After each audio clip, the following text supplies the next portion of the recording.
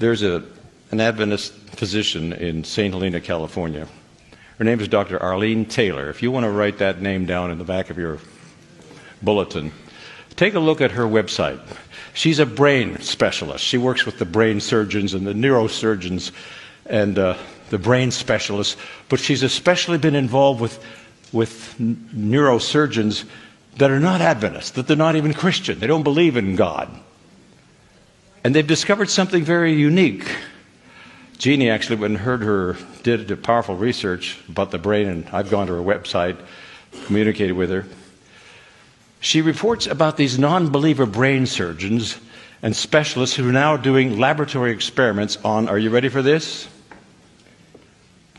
Prayer.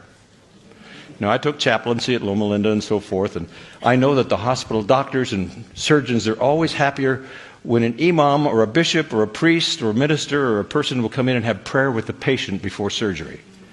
They couldn't understand it, they don't understand it, but they know that prayer makes things go better for the patient and the family. But how do you prove that in a laboratory? Because science in medicine is all based on testing and laboratory. You know, you've got certain drugs, you take some of the real thing and the others are placebo, right? And then they decide which ones to put on the market. How do you test prayer in a laboratory? You know, Ellen White says something about this. She says that when we pray, the brain emits electrical impulses. Now, I personally believe that God has a great big cosmic computer, and that big screen, he can catch those prayers, and he can also communicate with me that way. But scientists now, Dr. Taylor says this, in blind studies, they have put these electrodes on your head so that when you pray for someone who's in intensive care in the Orlando hospital, maybe they're even semi-conscious, they don't even know. They don't know about this and you don't know. But when you pray a prayer for anyone, the instant you pray, something happens in the brain of that person you're praying for. That's scientific evidence now that they don't even want to go there because they don't understand this. It's something spooky. It's something mysterious. But there's power in prayer. And we're not praying anymore. Listen to this. I am not finished yet. Dr. Taylor has also discovered something else very significant. And that has to do with reading something spiritual, devotional.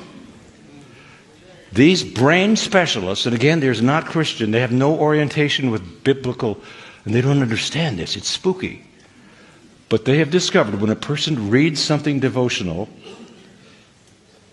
for just 12 minutes every single day out loud. You're not ready for this.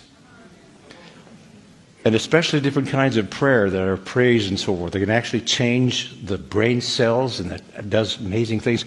But reading something devotional, spiritual for just 12 minutes out loud every day, are you ready for this? Can actually reverse dementia and possibly impact Alzheimer's. This is science now, and they don't understand this.